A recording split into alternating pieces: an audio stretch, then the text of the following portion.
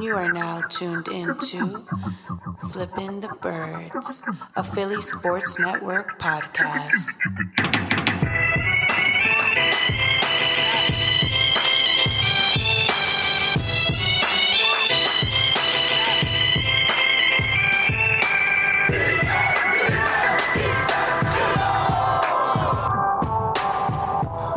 What's going on, Eagles fans? Welcome one, welcome all, welcome back to episode 27, even though it is year 2. I'm Brian Cameron, and alongside, on the other side of the internet, is my lovely co-host, Chris Fonse. How are you feeling, man? You know, when we first started this podcast, way back in July, that's a long time ago, I was kidless. You had more sleep? My wife was only, March, April, May, June, only 5 months pregnant. I was only like 500 followers in Twitter. And now, I have a 3-month-old. I'm tired, exhausted, and I have 1,100 Twitter followers. Give me my damn check mark already. I don't think you get verified with 1,100. Twitter, what are you waiting for? Do you see the mock drafts that I put out every day? The fire I put out every day. Christ, like I've saved the Eagles so many times. Especially the latest one that I sent out. Oh, the trade up for Jerry Jeudy. Oh my goodness! Come on, give me a paycheck already, Eagles. Well, we're definitely gonna dive into the draft. First and foremost, though, your baby girl is growing very beautifully. Thanks, man. She looks like me. Well, she does look like you. She's beautiful. Beautiful. No, we're not going that route. I see her on Instagram all the time. She the movements and everything, the reactions. It's a beautiful thing, fatherhood and everything. Well, and your Riley too is on AOL. She's on damn People magazine. She's all over the place. So when you getting your paycheck? Listen, I don't know, man. I don't know. I need my break, though. The Eagles need to send me a paycheck, and People magazine needs to send you. Liam, sorry, your PayPaling is not good enough anymore. Just kidding. Send us our paycheck. Just kidding. I still need to get paid. But anyways, speaking of getting paid, it's free agency's coming up. But first and foremost, let's talk Eagle headlines. The most popular figure this week. Say that again? How do you say popular? Popular. Not popular. Popular. Popular. Popular. Yeah, not popular. Popular. Okay. What am I not saying? You said popular. Popular. Anyways, the most popular Eagle of the week is sophomore Andre Dillard, left tackle. Eagles released Jason Peters from a mutual agreement. And now Dillard is all over headlines in a kind of a negative way, where people are saying Eagles are not sold on him. Eagles might re-sign Peters anyways. It's a lot going on. I cannot believe they're letting Jason Peters look at other options just to bring him back. I think he's gone. I love him. Thank you for being a bodyguard for so many years. But it's Dillard season. Yes. But then at the other side, you look at Dillard, and, he got into that fight in training camp. And he's been sitting the bench, as a first-round pick, sitting the bench behind, obviously sitting behind a Hall of Fame tackle. Mm-hmm. Maybe he's one of those spoiled millennials that was like, what, I need to start right now if I'm going to play. But when he gets thrown in there, you see the Seattle game, and then you forget about the Seattle game because of how bad it was. And then he had that comment before the game. It's if you're a righty, it's like writing with your left hand. And you would like to see him say, I'm going to do the best I can, something like that. Yeah. Not a snarky-ass comment like that, So I'm sure that turned people off as soon as he said that. But at the same time, dude's talented. And you don't trade up, no matter if it's 2, 3, 4 spots. You don't trade up to grab someone like that to have him sit 2 years in a row. Or to have him traded. But I'm not saying I want him traded because I don't. If we're gonna say JJ was a Joe Douglas pick, maybe Dillard was a Joe Douglas pick. And maybe Miles Sanders was too, but we're gonna keep him. But it's if you want to put one pick on Douglas, why not pick the whole draft on Douglas? He left the Eagles after the draft. So what if the Jets call and like, you know what, we want Dillard? What's the price? Do you let him go and say, and just pretty much call 2019 a wash outside of Sanders and Arcega-Whiteside for now? It won't be a bad move because of how loaded this draft is with tackles. Yeah, but I put out on Twitter, and right now it's overwhelmingly keep Dillard. Today I put out a poll, and I put out a different poll. I think I'm going to do that from now on, like some little scenarios to see the Eagles fans. I'm going to call you Chris Polian. Shut the fuck up. So stupid. The first F-bomb of the season. It didn't take long. It took 5 minutes again. So if, this morning I put out a scenario. I said, and again, I said, I know Dillard isn't being traded, so don't put words in my mouth and say I'm saying that. Let's say the Jets call and say, we will give you our first-round pick because we grade Dillard higher than any offensive tackle that is left on the board. Let's say Wirfs is gone. Let's say Mekhi Becton is gone. And let's say that they view him more than the third tackle on the board. Let's say, okay, you can have the 11th overall pick for Andre Dillard and your second-round pick. So now you have 11 and you have 21. Ooh. Do you make that trade? And I put 4 options. You trade and use a first-round pick on an offensive tackle. You trade and use both picks on a wide receiver. You sign an offensive tackle prior to the draft or after and do the trade. No trade, keep Dillard. 12 hours in, we have 65 votes. In dead last is sign offensive tackle and do the trade. In third place is trade and use both on a wide receiver. Imagine that, though, using the 11th on, like, maybe Judy, if Lambs or Ruggs, and then also using number 21 on, like, Mims or, like that. Ooh. We need a slot receiver. Ooh. That's killing 2 birds with 1 round. Going PSN after dark, Ray. A little early for this one. Ooh. But, and so in second place with 32.3% of the vote, trade and use a first on offensive tackle. 40% say no trade. So 40% of the people I polled, or people who've decided to not scroll past my poll and actually do it, say no trade. And I'm agreeing to that. But you never know nowadays. You never know how desperate a team can be. Look what happened with the Vikings and Sam Bradford. They were desperate, And I was saying, I made a tweet like weeks ago saying, if Howie can trade Bradford for a first-round pick, he can get value for Alshon Jeffery. And people were like, that was a different scenario. Vikings were desperate. Okay, so let's say the Jets are desperate. There's rumors saying that Jack Conklin's going to be signing with them, so maybe they don't need a tackle anymore. They could focus on offense. But let's say that falls through. It's the Jets. When does anything go right for the Jets? Yeah, it's a never thing. So, they're trying to unload Bell. That wasn't Douglas' pick. I would definitely do an Alshon Jeffery for C.J. Mosley trade, but that's neither here nor there. We'll talk about linebackers a little later. But you never know. So I would have a hard time saying no to that deal. I agree with you. Even if there was question marks behind Dillard as far as tackle goes.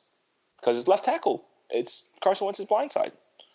Yeah, so, it's very important, but at the same time, it's a class that's loaded with great athletic tackles, and sacrificing a second round pick when you have so many thirds and fourths, you can actually use some of that to trade back into the second round. So it might be a risk worth taking. Is it a risk that they will actually take? I highly doubt it. I don't think Dillard is going anywhere. No. He's not. It's fun. It's that time of the year. Smoke screens. Yes. People are throwing shit at the fan and seeing what sticks. But there is somebody that will be going somewhere. I'm not going. I'm going to Italy in August. You are. I'm a little jealous about that. We'll talk Well, about that let's see later. We'll about the talk about that offline. quarterbacks and all that shit. Yeah. They're good. Oh, shit. Alshon Jeffery though, Yeah, he's gone. Mister. He's gone. Yeah. It's unfortunate because I was super hyped when we signed him. I was a huge fan. I was dying to get his jersey, but I was like, I can't get his He helped jersey. us get a Super Bowl. Like he played with a torn labrum, and you will, everybody will be But forever where grateful. did things go wrong though? That's the question. Like I Justina don't get Anderson, it. Justina Anderson rubbed him. You know, she probably said something in his ear like Carson Wentz hates you. Like it doesn't make sense. Justina Anderson. But I don't know. But again, you saw the Super Bowl run. It was with Nick Foles, obviously. Jeffrey was doing his Yes, thing. but the season run was with Carson Wentz. I know it was with Carson Wentz, and but at the same time, maybe Jeffrey wasn't happy with how high Wentz was throwing the ball. He didn't really like the way the jump balls were, even though the targets were pretty much similar between Foles and Wentz. Yeah, Wentz doesn't really throw a good jump ball. But then you look at the quarterbacks Jeffrey's played with. Cutler, McCown, like Bears McCown, Yeah, no. not like Josh McCown Eagles. I was trying to think. Trubisky wasn't around for Alshon, no, right? But like you look at, and then he had Wentz, and he had Foles. I don't know if he had any more on the Bears, but you look at when Wentz went down against the Rams before he went down. You got first game of the season, 3 catches, then 7, then 4, 3, 3, 4, 2, 2, 6, 4, 5, 4, 5 with Wentz. And Wentz was spreading the ball that time. He had, And then you look at his targets. Yeah, they had so many. 7 targets, 13, 8, 6, 4, 10, 6, 8, 11, 7, 9, 6, 11. That sounds pretty damn good. And then you look at the 3 games at the end of the season. Against the Giants, 10 targets, 4 catches. Then against Oakland, that game was awful. That was a Nick Foles game, Oakland, right? He had 2 targets with no catches, and then against Dallas, the 6-0 game, he only played 18 snaps. So let's preface it by that: 2 targets, 1 catch. So, it's just so stupid. His ego definitely got in the way. Maybe he doesn't like how many times Wentz goes to church and doesn't hang out with him. I don't know. Maybe Alshon has an affinity for deer, and when he sees Wentz hunting deer, you think he gets offended? He gets offended. I'm a little offended because when Wentz signed his big contract, Wentz took out Deshaun, Nelly. That was the Henny, right? It was a Henny, or was it Alshon? It was like Henny. It was everything on that table. I don't think Alshon wasn't there. There's one instance where Wentz took Alshon, Deshaun, and Nelly out together. It might have been at the first dinner, but there was one point in the season where they all went out to eat and they put it on Instagram and Alshon ordered his ring. They've been going to Sixers games, That's another thing. I don't get it. Like, what are we missing outside of Nova Gear? That's the big question. Maybe Alshon, he's part of the Jordan brand. So maybe he got some new Jordans. And Wentz, and it's white. And Wentz scuffed them. Might have been that, but you know what? You don't scuff white Jordans. I learned that the hard way in the Bronx. So let's segue away from Alshon because that we don't need any negative attention right now because it's the off season. Free agency is right around the corner. The draft is right around the block. And I know me and you share the same interest in free agency right now where we're all in on Byron Jones. But all in. Eagles Twitter is torn. All in. And when I mean torn, it's like the intellects are happy about Byron Jones. The non-intellects the degenerates are not. Are saying Mills over Byron Jones. Nothing against Jalen Mills. I love Jalen. But I'm just, I did see, even though I blocked a certain person with initials, everybody has initials, but you know who I'm talking about here, said that they'd rather have Jalen Mills over Byron Jones. And I have seen some really stupid takes in my life. But come on. People can't be serious right now. Come on. Really? All right, I'm going to take this stat from Michael Kiss, our friend Michael Kiss. He was on our podcast last season. He tweeted this on March 4th. Byron Jones had 0 interceptions in 2019, but he was targeted 1 out of every 10.1 coverage snaps, third least in the league. Per Pro Football Focus, and we know, you could pick and choose things in Pro PFF. It could be your best friend, it could be your worst enemy. Mm-hmm. But right now, it's my best friend. Jones allowed 100-yard game in 2 years. 3 in his entire career. 1 in 2 years, 3 his entire career. Last year, the Eagles corners combined to allow 9. Just last year. You got Trey McLaurin killing us. Amari Cooper killing us. Devontae Adams had 180 yards before a turf toe killed him. You want to hear a wild stat? Ironically, I was doing a Avonte Maddox piece this morning. Can you believe Avonte Maddox allowed 221 yards after the catch this season in total? That's a lot. That's a lot of freaking yards, bro. That's a lot. I mean, the whole corner, Maddox wasn't good this year. He was decent, but he wasn't good. No, sophomore slump. LeBlanc wasn't good. He wasn't used as much either. He wasn't, because he was hurt. Yeah. But, people were pounding, I've been pounding the table for Kendall Fuller to come over. Really big fan of him. Might be a possibility because nobody's talking about him. He was an elite slot corner just 2 years ago. And then Chiefs moved him to safety, and he wasn't that great. Yeah. So it's the Byron Jones thing. They moved Byron Jones in Cowboys to safety, and he was decent. But moving back to then Chris Richard comes by, moves him back to corner. There you go. And another Bleeding Green Nation's legend, Benjamin Solak, Michael Kiss's partner on their Kiss and Solak show, put out an article today that I loved about why, no matter what the price is, 17, 18, 19 million for Byron Jones, go get him. Mm-hmm. Over the course of 5 years, and I'm quoting this from Ben's article, so don't say I'm plagiarizing. Jones has 43 total passes defended, which is 34th best amongst defensive backs in that time. You might say to yourself there, that's not good. Among 34, okay. But it's the same number as Malcolm Jenkins.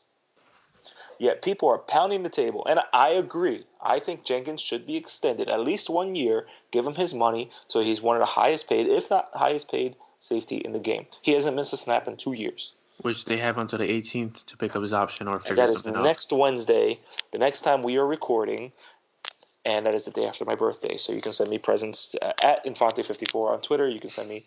Okay. What's your Cash App? I don't have Cash App. I have Venmo though. You can Zelle me. Okay, never mind.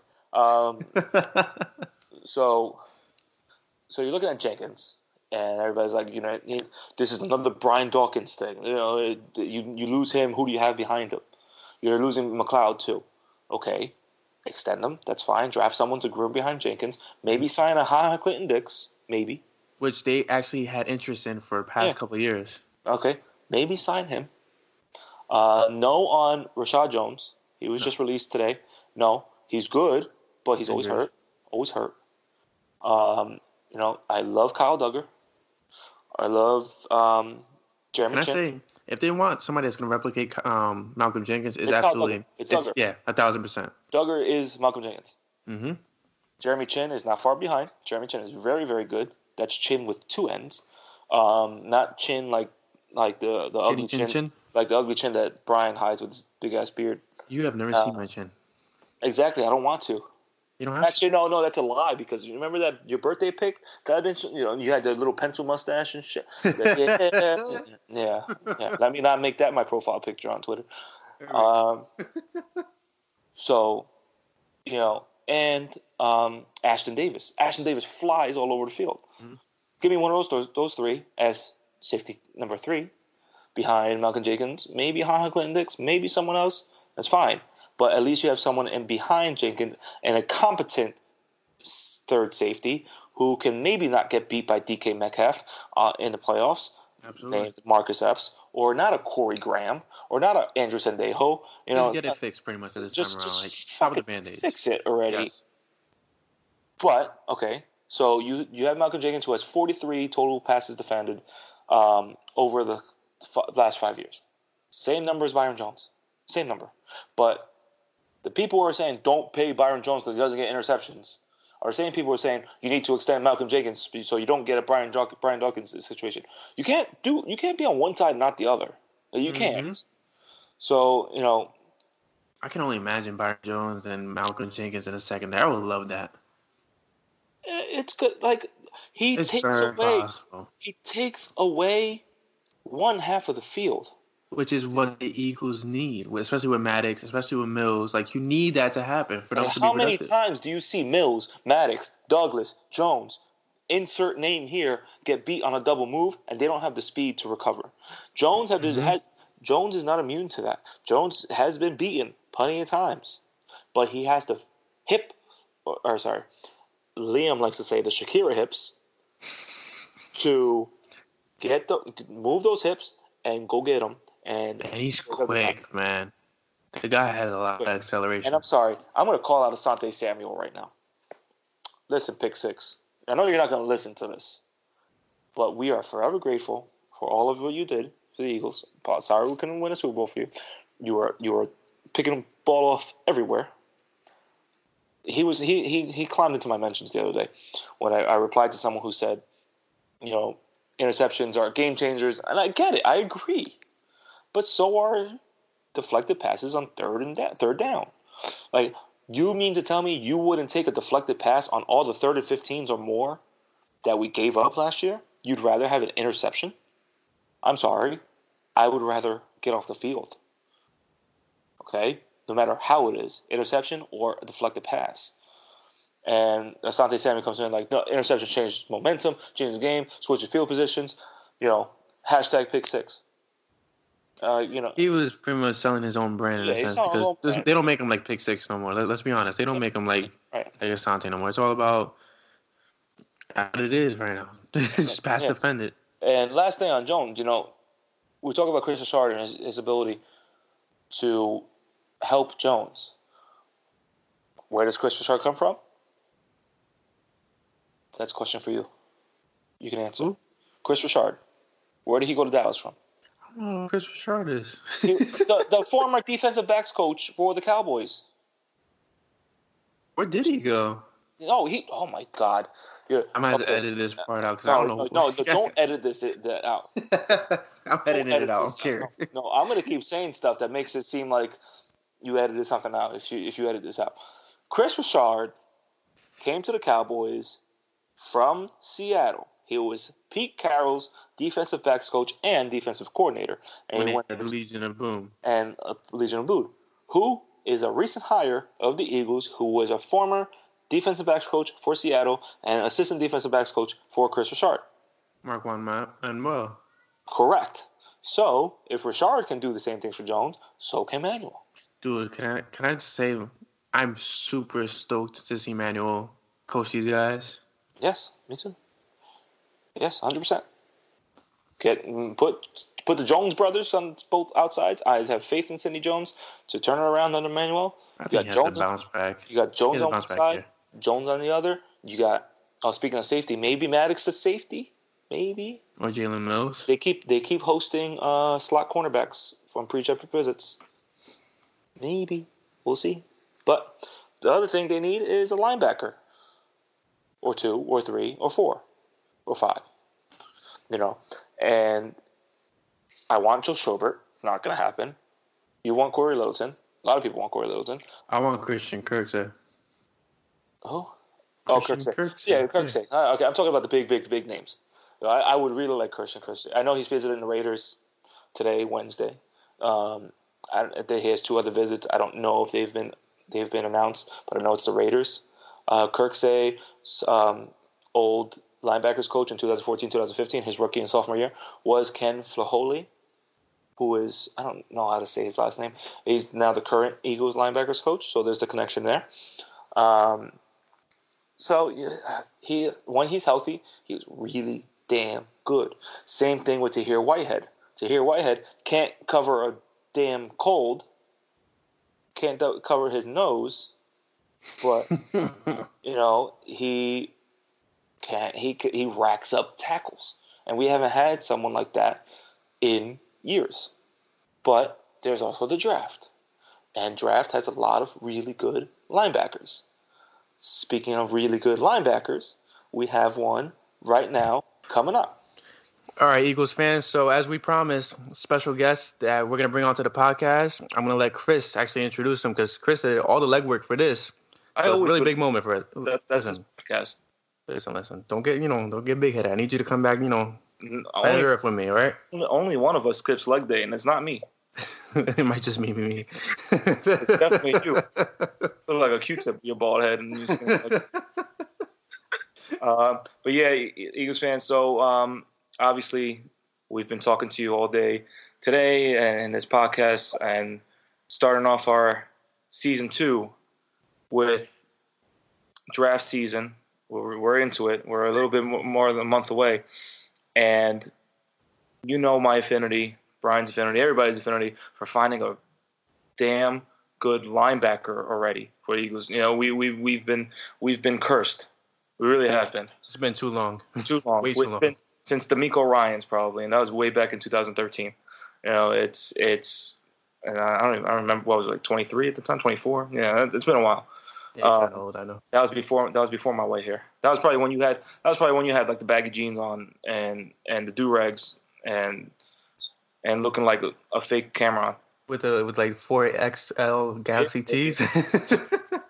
With the FUBU stuff on. I never wore FUBU, I'm not gonna lie. All right, bullshit. All right. But anyways, so we're super excited to bring on a guy that we've been sharing a lot on Twitter. You've seen me mention his name a lot on Twitter. Really, really good player. I think he would fit perfectly in the Eagles defense, and that is Wake Forest linebacker Justin Strnad. Welcome to the podcast, Justin, and thank you for coming on. How you guys doing? I appreciate you guys having me on. I'm doing great. I don't know about Brian. He always looks stressed out. No, I'm kind of stressed right now because I got mac and cheese in front of me, and I got this pork chop, and it's like I'm in between takes right now. Is it breaded? No. What kind of Puerto Rican are you if you're not gonna have pork cutlet? What the hell are you doing? I don't need it to be breaded. It has flavor. That's all that matters. Yeah, it's probably bland. Like you. Listen, let's take the attention off my pork chops. Let's focus on Justin right now. Yeah, sorry about that. Justin. So my first question to you is, why football? Like, what made you? Like, when did you decide that football is your thing? Football is what you're going to be your bread and butter. Did you play other sports growing up in high school and then you just turned to football full time? Yeah, so I grew up in baseball and football. That's something that my family's kind of big on just my whole life. Like my older brother grew up playing baseball and football as well, but while he was in middle school, he unfortunately had an injury that forced him to stop playing football. So he focused mainly on baseball. I was kind of the opposite. I played baseball and football all the way up until high school, and I ended up having because I played travel ball a lot, so I pitched a lot. I ended up having just like some ulnar nerve surgery going into high school. So I kind of stopped playing baseball and focused mainly on football from there on out. My high school coach, his son is one of my best friends, and he would I had a class with him, and he would just itch me to come out my freshman year and play for the football team, and then eventually that clicked, and we haven't looked back since. That's great. So I know what my answer would be, and Brian's answer would be, and we hope. Who'd you grow up rooting for? No,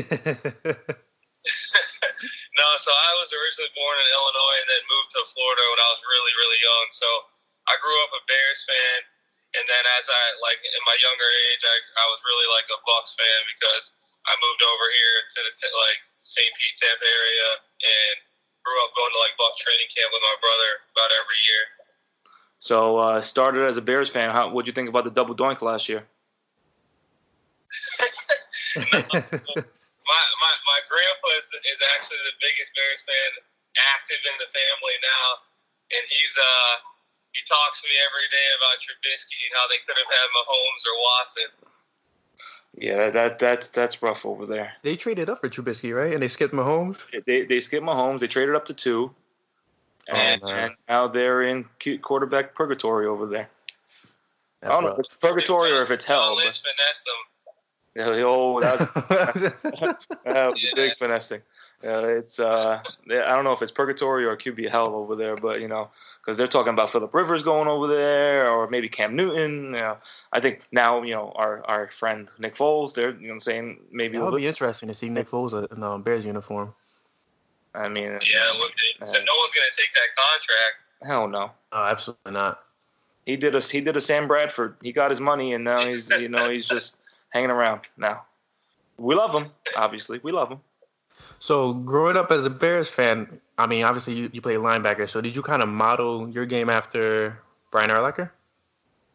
In a sense? I wouldn't say I modeled my game after him, but Urlacher and Briggs were two backers that I really grew up watching, and my uncle and dad were big Bears fans. So I mean, I watched them growing up, and they were great players. So obviously it was something I looked up to growing up. Well, I mean, you got the Bucks too. So how about Derek Brooks? Absolutely, D. Brooks. Yeah. That Super Bowl run. Yeah, D. Brooks is a legend. I mean, I'll still never forgive the Buccaneers for Rondé Barber and what he did to the Eagles back then. But I'm not going to go into that because I'll start stressing out. Joe Jurevicius too. Yeah. Okay. All right. Now he's pushing it. But yeah. So I mean, we got our Super Bowl. We're good. Yeah. But yeah. So seeing the highlights, how you fly around the ball, is there one aspect that you love doing? Like, is it a total thing, or is there one thing that you like above the other? No, I mean, I just love to compete. I love playing. Like, I grew up competing my entire life, so just being able to go out each and every week and play against some of the best players in the world, you know what I mean? It's been awesome. And, yeah, I mean, I wouldn't say there's one thing I like more than the other, but, like, I enjoy it. Like, learning, like, our third down package on a week-to-week basis. We install, like, new things, and then being able to, like, effectively implement that in the game, whether it be, like, showing something and then doing something else and kind of throwing the team, like, off rhythm and making a big play on third down. I think that's something that's pretty fun to do. So, with all that defensive stuff that you talk about, was there one guy or two guys that was super difficult to plan for, or you just knew no matter how much you planned for, this guy was going to do what he usually does? I mean, yeah, I'd say in my career, I'd say Deshaun Watson and Lamar Jackson were probably the two guys that were the most dynamic players. I mean, Deshaun was somebody that, like, our coach, our defense coordinator, Mike Elko, who's now one of the best D coordinators in college football. He's at Texas A&M now. We had, like, a crazy third down package and everything for Clemson the week we played them. This was the year they won the national championship, I believe. And, I mean, he would just check things at the line of scrimmage and absolutely dot it up and convert about every third down. So he was one of the more impressive guys, for sure. Was he looking for number 23 all times? Yeah, a little bit. But Lamar was he's got to remember 23 for the rest of his career. I had a nice day against him. That's a very high stat. There you go. So when the Eagles play the Ravens next, you got them.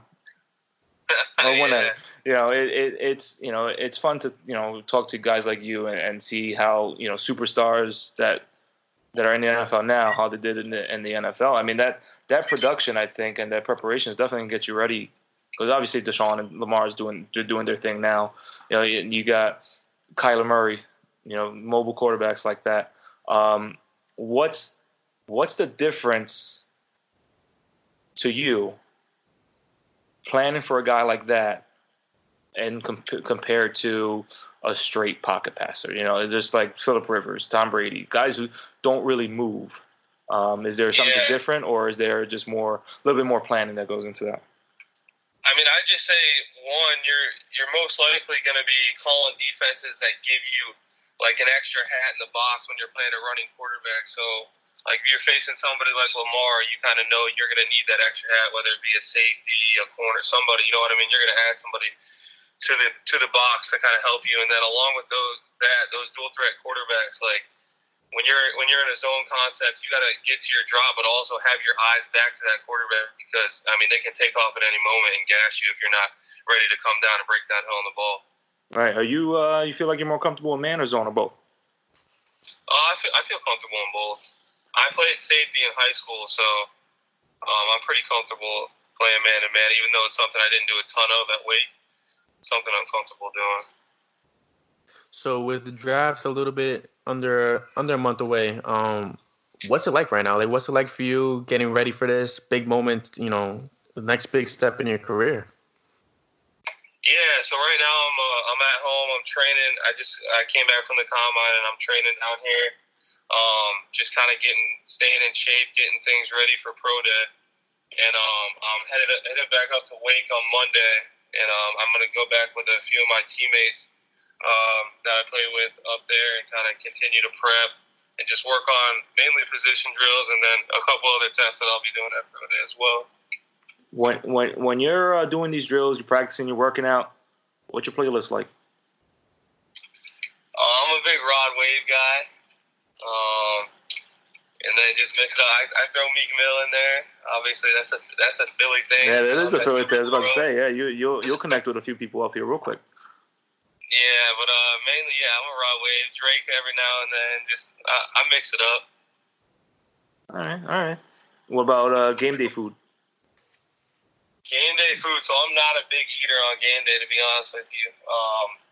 But we, as a team, we had like a kind of like a set meal. It would always be like, if it was a noon game, we would have breakfast. So I'm a big, just keep it simple, eggs, bacon, some potatoes, and then always got to have the cup of oatmeal. That's key. All right. So let's say game day's over. Like you're allowed to be, just eat. The coach is not gonna be on you. Like, you got to hit your macros. Justin, you can't do this. What's that one meal that you go to whenever you're like, all right, I'm just gonna eat? Oh, you gotta go buffalo wings, number one for sure. Spicy? Yeah, for sure. That's my. Yeah, there you go. I mean, so I told you I like this guy, Brian. As you're chowing down, still on your mac and cheese, I hope you choke on it. It was a pork chop in my mouth. But serious question though, what do you feel like teams are really going to gain with when it comes to drafting? Like, what do you feel like you're really going to bring to the dynamic of a defense? Like, say for example, for the Eagles, where our weakest position is cornerback, but second weakest position is the absolutely linebacker. What do you feel like you'll bring to that team? Yeah, I mean, I think I'm going to bring first off, I'm going to bring a competitive aspect to it. I'm going to bring leadership is something I think I'll bring, and then also my ability to play on all three downs. I think, when you're talking the Eagles, you're talking Evan Ingram, who they got to play twice a year. You know what I mean? So being able to help with those guys on third down, being able to stop the run, you got Zeke, Geis. You know what I mean?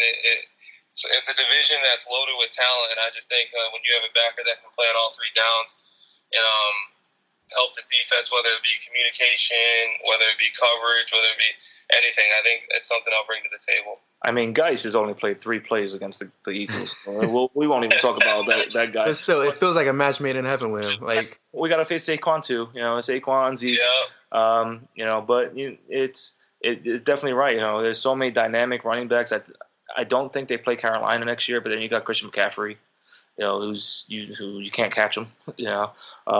Exactly. All these dynamic backs. At least we got the most dynamic in Miles Sanders. But that's just people are sleeping on Miles Sanders. After this year, I think he'll be a top 10 back in the league. Thank you, Justin. Thank you. Brian's language all damn year. I've been saying that all last year. I watched him at Penn State, and he was the real deal then. Like he's legit. That's it. We're drafting Justin. It's meant to be. See, yeah. I feel it in my bones. You feel it in your bones. You feel a lot more than your bones. You got to drink. Yeah, so that's definitely something the Eagles definitely, because Jim Schwartz, he needs his linebackers to cover. We got some guys out there that they see the ball get snapped and they forget where they are. It's a little. And then we got a guy last year who had 14 missed tackles. So it's a little concerning when we watch these third and 18 plays come out, and then they're like, oh, first down. What do you feel is really difficult about playing your position? I just think being able to read and react quickly. I mean, there's so much going on in a play, whether it be formational. Like in college, it's tempo pretty much with everything. So you got to be able to get lined up, obviously, and then kind of see the formation, kind of know tendencies coming into the game. You got to be able to know tendencies. Just being able to do all that and do it at a really high level and fast, because the game's fast. I think that's the key in the NFL is being able to think and play fast. Now, after games, now I'm talking NFL now. There's a lot of guys on the team, like on the Eagles.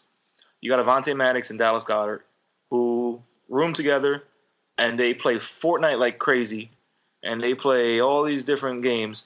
Is there something that you do, like games, movies, or anything like that you do for fun outside of that you're on the field, you're this serious dude, you're ready to take someone's head off, but off the field you're this different dude who likes what? Yeah, I mean, first and foremost, I love watching combat sports. So UFC and boxing is something I've been watching since I was in second grade. So you saw that girl. So you saw that girl that got her face morphed into something else, right? Yeah. Oh, bro, that picture is bad. Yeah, so combat sports, and then I'm a big Madden guy, so both of those are things I like to do outside of football. And Brian too, but he sucks at it. So No, I'm pretty good at Madden. But I have a real question. Did you create yourself in the game? Like, is that a thing that you guys do because you play football? So it's kind of like you put yourself in the game? No, but me and my boys, we do multi-year leagues, and we imported a draft class that had me into it. But one of my boys took me. Oh, what was the starting rating? I don't even remember. I think it was 70 something. Whoa. But yeah, my boy took me in the third round. I think it was Seattle. He took me in the third round. Seattle. I might cry if he ends up in Seattle. I'm not gonna lie. All the time, and they got the corona over there right now. Gotta keep you away from there. We gotta keep you. I mean, I know it snows a lot over here, but I think you could buy with that first NFL contract. You could buy some new Tims. But hey, listen, Justin. Is there anything, one last thing that you want to tell Eagles fans why they'd be excited? They should be excited if Eagles call your name draft night. No, I just know that if you guys do end up drafting me, I'm somebody that's going to come in and help this football team win from the day I get there. And I'm all about winning. Look forward to helping whatever team I go to win. And I'm so excited for the journey of the National Football League. I'm really looking forward to it. And we really appreciate you coming on, no matter if you're on the Eagles or not, except if it's the Cowboys, Redskins, or Giants. We wish you all the luck and all the luck in the world, man. You're a great guy. I appreciate interacting with you on Twitter. And I know we'll have a good one if we get your name called on, no matter what day it is, first, second, third day. It's gonna be a steal no matter what round. So we really appreciate you coming on with us. I appreciate you guys for having me on. Thank you. Thank you. No problem, man. Good luck. All right, guys. See ya. All right, so that was Justin Strnad, not Strnad, not Strand, Strnad. And so Great guy, by the way. Awesome. Super cool guy. So if you're not on the Strnad train, get on it. If you see my mock drafts, I mock him a ton to the Eagles. He's one of my favorite players to watch. He's been mocked anywhere from low third round to high fourth to mid fourth to low fourth. I don't think he leaves the fourth round. We have 3 picks in the fourth round. Hopefully, one of those picks is He's on a him. necessity. He can cover. You heard him. He does the film. He puts in the work. He's played against Deshaun Watson and Lamar Jackson. He's played against the best, and he's performed. Last year he did end the season with torn biceps, but he participated in the combine. So it seems like he's healthy now. And even though we have no idea what does they say? Ray something? Ray said he listens to on game day or whatever. I don't know who that guy is.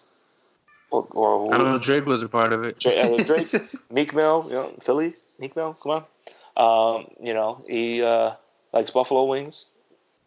And you could tell that he's a very intellectual player. He knows his stuff. And put him on that field, I think would be a great dynamic for the team if they're trying to go young. Yeah, you got to go young. You can't try to go young. Got to go young. And there you go. The Eagles like to target their linebackers late. I mean, Jordan Hicks was third round. Then you got Nate Jerry later on, and you got T.J. Edwards, who wasn't even drafted. So T.J. Edwards might have a good season. Kamu Grugier wasn't drafted. So they like their guys late or not drafted at all. So if you want to go that route again and spend the picks in the early on wide receiver, cornerback, whatever, using a pick on Strnad. Wow. Oh, man. Yeah, too much flowing in your head. Strnad. That it would be a smart move. And you pair him with T.J. Edwards, who I think is going to be real good. Alex Singleton, I always have hope for him. Duke Riley, Nick Area, that's really it right now. Unless they want to put Jannard Avery back at linebacker, which he didn't really do that well on the Browns. Yeah, I think he's going to be a defensive end. Right, and so when you talk about the defensive end position too, people keep forgetting. People keep forgetting that we got Avery down there too. Mm-hmm. So you're looking at the depth. I know we still need depth. Brandon Graham's up there in age. Barnett, it's still out there. Josh Sweat, he showed some. Sean Hall. He showed some promise. Hall showed some promise. So there are pieces on there that you can show some promise. You got Fletch being Fletch. You got Malik Jackson coming back. You need depth on defensive tackle. Maybe Bo Allen comes back. That's going to be an intriguing name for free agency. Benny Curry, hopefully bring him back to rotate him as D tackle. I'm fine without him. I know he was. He had a good December. Really December. Okay, great. It mattered. Okay, great.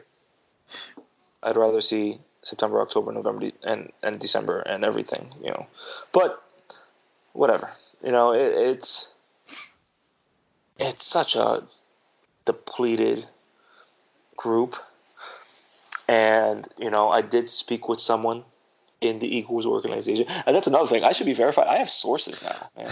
He's so annoying. I have sources now. Verify me. I spoke with someone from Vanderbilt about Aaron Moorhead, who's going to be a great coach. Looking forward to that as well. He's going to change J-Jaw up. And he's gonna work with Ruggs and Judy all at once. And Mims, Mims. We got 4. Mims and Rager. We're gonna draft everybody. And I speak with someone in the Eagles organization. I have sources. I have followers. So sorry that my co-host hasn't followed with me. I've left you in the dust. You actually did leave me stranded, but it's not your fault. You know what? But you know what? What we can't leave stranded is you guys. And on April 23rd, if you're in the New Jersey area, Hoboken, Mulligans, me and Bryan will be there first night of the draft from 8 to 11. We'll be live streaming, flipping the birds at Mulligans, doing giveaways, drinking some beer, eating some wings. And we might have some surprises in store. So we definitely wanted to do something with you guys this year, and it's happening.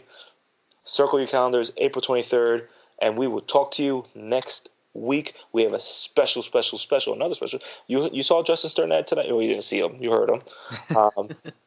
We're just getting started, guys. We are just getting started. We have an even we have some big things coming next week for you. Yep. So on that note, we'll talk to you guys next week, and definitely stay tuned. Go Birds. Yes, sir.